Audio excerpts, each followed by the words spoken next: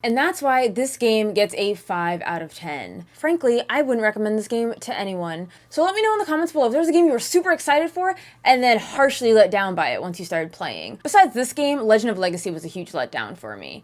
And I'm gonna be honest with you guys, I don't remember how I came to this score. Or rather, I feel like I'm missing something. Like, why are we here? How did we even get here? Hi guys, Lady Pelvic with Pelvic Gaming, and we're talking about a brand spanking new game, The Longest 5 Minutes, which came out for the Nintendo Switch and Steam February 13th. Note, I've played it on the Switch. Guys, the moment I saw this trailer, I was hyped. The game looked good, the story seemed really cool, the music sounded great, and it was a huge letdown. The attention grabber of The Longest 5 Minutes is it flips the entire pacing of a JRPG on its head. You start at the final boss. The kicker is, the amnesiac protagonist, Flashback, has no idea why. It throws Flash and his friends into a panic, as who wouldn't freak out when realizing you're in front of a Demon King without reason? While you're speaking with friends and the Demon King, they help you remember the trials and turmoil they overcame. Ultimately, the gameplay is going through your memories, figuring out who you are, remembering your power, and why you must fight the Demon King. All in the span of 5 minutes. Now that sounds awesome, right? You're ready to uncover this journey, expecting to see some really cool plot twists. That's the entire premise of this game is a twist. A really fascinating adventure with these characters, how they build trust and relations. No. Let me break this game down for you. First, let me just say the story is super generic and uninspired. The cast of friends are pretty common tropes: loudmouth male friend, Regin, tomboy martial artist, Yuzu, shy, soft-hearted cleric. The writing was lighthearted and cheesy, and most of its humor coming from perverted scenarios. I won't say I didn't chuckle from time to time, but toward the end I was just kind of mashing the A button to get through monotonous dialogue. So the game plays you go back and forth between facing the Demon King and your memories. While facing the Demon King, you'll have to make some tough calls. It really works more like a visual novel than an actual battle. I found either way you're not going to die during the Demon King boss fight, period.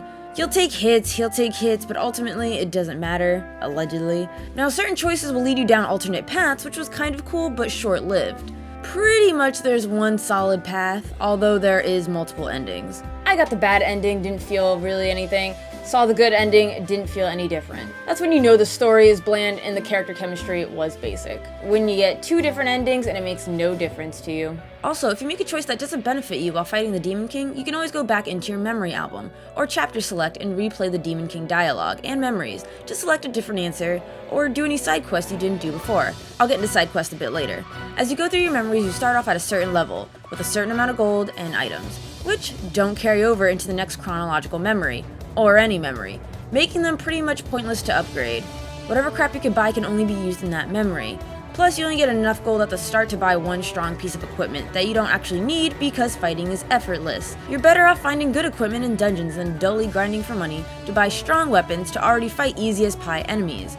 Any experience you gained is called re-experience, which I'm assuming it goes to your final level when you fight the final boss. Honestly, I have no damn idea, considering you're already a certain level at the start of a memory. Combat is boring and easy as hell. Not even an option to raise the difficulty. You can just spam the attack button and kill every basic enemy without a single struggle. You can also cast magic, offensive, or assist and heal. Assist or buffs are nearly pointless because the enemies are already so damn easy. Thankfully, for the cheap cost of 2 MP, you could spam the repel skill, since there is no need to grind. I felt like I was playing this game on easy mode, super easy mode. When you're poisoned, you don't get hurt while walking. The cheap MP cost versus the large MP pool you have is absurd. Feel free to spam spells and have plenty of magic to spare.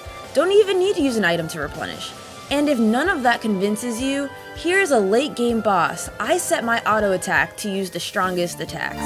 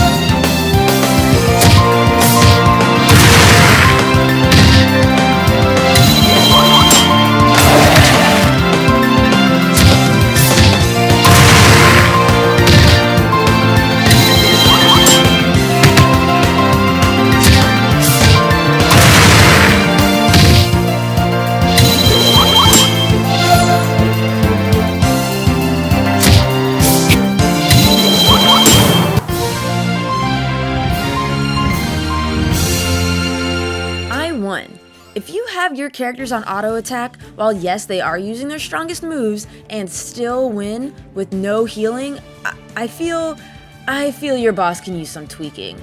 I felt no sense of danger whatsoever. Even the final boss, once you found his pattern and his limited skill set, he was cake. Cake.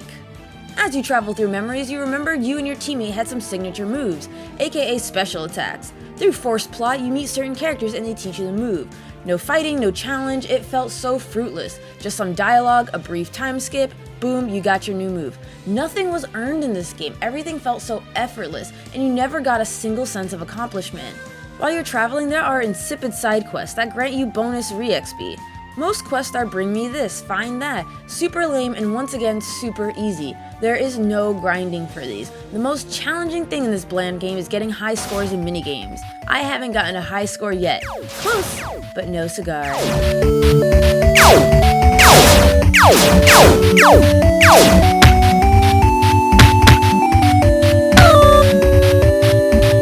Gripe, I don't like in the menu that red is an improvement and blue means weaker when upgrading your items. When I think red, I think negative and blue means positive. Not a big deal, I just figured if I'm gonna hate on this game, I might as well just lay it all out. Now the graphics were clean pixel art, which really reeled me in.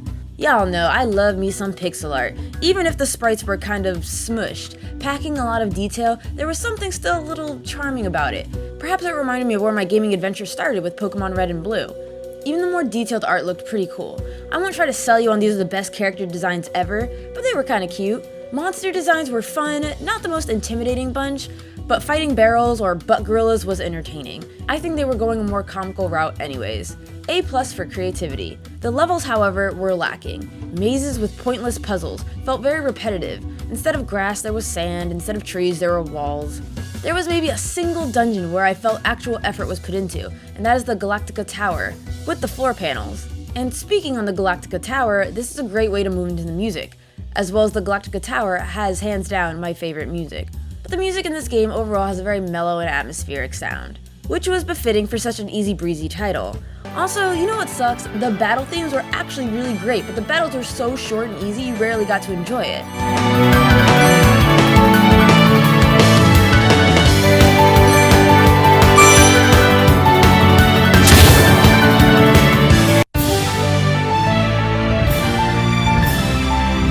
Strongest aspects of the longest 5 minutes is without a doubt the music. So without further ado, please enjoy my favorite, the Galactica Tower.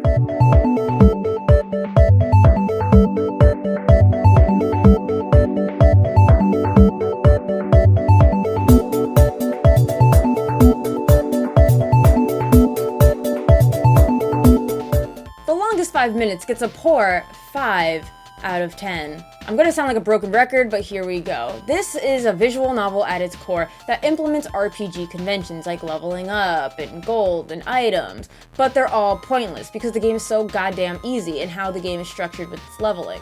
If this game advertised itself for what it truly was, not an RPG, I might have went into it with a different mentality. Quick interjection just to clarify, this game isn't technically mistitled, it is a JRPG as it does have JRPG conventions, but they're so stupid and useless and pointless that it just should have been a visual novel. Like, it really just should have. It could have been a point-and-click adventure, and it would have played much better, in my opinion. For something that truly is a visual novel, it had unimaginative writing. Character bonds were casual, a band of childhood friends with unimpressive motives. Now, to this game's defense, I did play Suikoden 2 before it, which is pure greatness, and to fall from such lengthy heights to this disgraceful excuse of a JRPG, I may be a little extra. But I feel like I'm being reasonably extra harsh here. Like, I get it, a visual novel with JRPG conventions, but they were pointless. They literally had no point. Boss fights and regular fights were a walk in the park. If anything, they were just like a hindrance. And I'm not talking about like a hindrance like, oh, they're obviously stopping you from finding the great sword of greatness. Like, no, they were just like annoying. They were like, God, you're so easy. They were just like flies, you know, you're just swatting them away, like, go away. You're not even like leveling me up. You're not doing anything. I feel no sense of accomplishment from you. Like, where they tried to invest efforts in JRPG, they really should have just invested it in writing, because that story fucking needed it. Amazon Prime. I paid $34 for this lackluster title, and it is 100% not worth it. Undertale, a great RPG that was what, like $10, $15 when it first came out? Then this game is worth $5 and still not worth 5 minutes of your time. Thank you for watching. Top box is more review videos and the bottom box is my Let's Play channel. Remember to follow all of my socials below, and I love you. Is there ever like a theme or a plot of a video game that you wish another developer got a hold of first because you know that they could make it better?